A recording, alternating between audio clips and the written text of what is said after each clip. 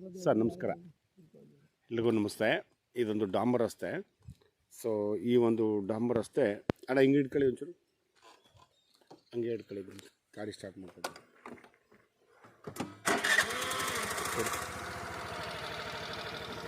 So ಈ ಒಂದು ಡಾಂಬರ್ ರಸ್ತೆಗೆ ಇರ್ತಕ್ಕಂಥ ಈ ಒಂದು ಕೋಕೋನಟ್ಸ್ ಇದೆಯಲ್ಲ, ಇದು ಆಸ್ತಿ. ಒಟ್ಟು ಒಂದು 100 ಕೋಕೋನಟ್ಸ್ ಇದೆ. ಒಟ್ಟು 4 ಎಕರೆ ಇದು ಈ ಒಂದು ರಸ್ತೆಗೆ ಹೊಂದ್ಕೊಂಡಂಗೆ ಇದೆ. ಸಂಪೂರ್ಣ ರೆಡ್ ಸಾಯಿಲು. ಅದರಲ್ಲಿ ನೋಡಿ, ಇದೊಂದು ಸ್ವಲ್ಪ ಕಲ್ಲು ಬಂಡೆ ಇದೆ ನೋಡಿ. ಇದೊಂದು ಸ್ವಲ್ಪ ಒಂದು ಕುಂಟೆ 2 ಕುಂಟೆ ಅಷ್ಟು. ಅದು ಬಿಟ್ಟರೆ ಬೇರೆ ಏನಿಲ್ಲ ನೋಡಿ. ಇಲ್ಲಿ ತನಕನೂ ಇದೆ. ಇದು ಎಡ್ಜು. ಇದು ಸ್ವಲ್ಪ ಯಾಜ್ಯದಲ್ಲಿತ್ತು. ತ್ಯಾಜ್ಯ ಅಂತಂದರೆ ಇದು ಹಿಂದೆನೂ ಕೂಡ ಬ್ರಾಹ್ಮಣರದು, ಈಗ ಕೂಡ ಬ್ರಾಹ್ಮಿಣ್ಸೇ.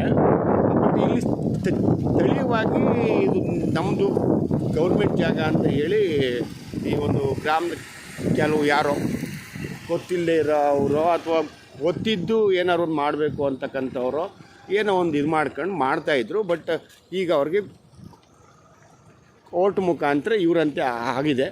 ಸೊ ಕೋರ್ಟ್ ಮುಖಾಂತರ ಇವರಂತ ಆದಮೇಲೆ ಏನು ಅಲ್ಕಂಬಗಳು ಅಚ್ಚುಕಟ್ಟು ಮಾಡಿ ಈಗೆಲ್ಲ ಕಂತಿ ಬೇಲಿ ಎಲ್ಲ ಹಾಕೊಂಡಿದ್ದಾರೆ ನೋಡಿ. ಅದೇ ಹಳ್ಳಿಗೆ ಭಾಳ ಹತ್ತಿರ ಇದೆ.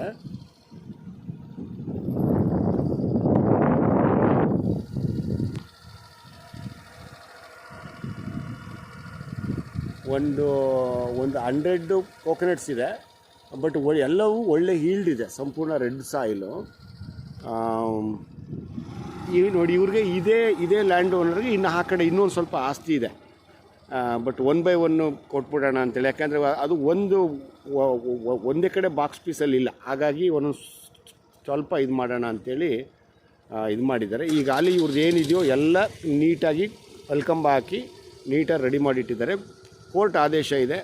ಕೋರ್ಟ್ ಆದೇಶದಂತೆ ಈಗ ಅಲ್ಲಿ ಇವ್ರಿಗೆ ಆಗಿದೆ. ಯಾಕಂದರೆ ಹಿಂದೆನೂ ಇದು ಇವ್ರಿಗೆ ಕ್ರಯದ ಆಸ್ತಿ. ಈಗ ಅಲ್ಲಿ ಇರ್ತಕ್ಕಂಥ ಓನರ್ಗೆ ನನಗೆ ಬಂದಿರೋ ಮಾಹಿತಿ ಪ್ರಕಾರ ಇದು ಕ್ರಯದ ಆಸ್ತಿ. ಹಿಂದೆ ಕೂಡ ಬ್ರಾಹ್ಮಿಣ್ಸ್ದು. ಯಾವುದೇ ತಂಟೆ ತಕರಾರುಗಳಿಲ್ಲ. ಇದು ಯಾವ್ದು ಮಹದೇಶ್ವರ ದೇವಸ್ಥಾನ ಇದೆ. ಸೊ ಇದು ಊಟಿ NH ಇಂದ ನಿಮಗೆ ಒಂದು 8 ಆಗುತ್ತೆ. ಊಟಿ NH ಇಂದ 8 ಆಗುತ್ತೆ ನೋಡಿ. ಅದೇ ಹಳ್ಳಿ.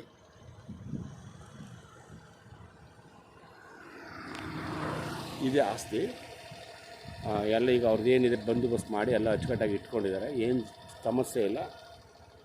ಒಂದು ಕುಂಟೆ 1 ಲಕ್ಷ ಹೇಳ್ತಾ ಇದ್ದಾರೆ. ನೆಗೋಷಿಯಬಲ್ ಆಗುತ್ತೆ. ಬಟ್ ಎಷ್ಟಾಗುತ್ತೆ ನನಗೆ ಗೊತ್ತಿಲ್ಲ. ಗುಂಡ್ಲುಪೇಟೆ ರಿಜಿಸ್ಟ್ರೇಷನ್ನು ಒಂದು ಒಳ್ಳೆ investment land sir. Okay, thank you.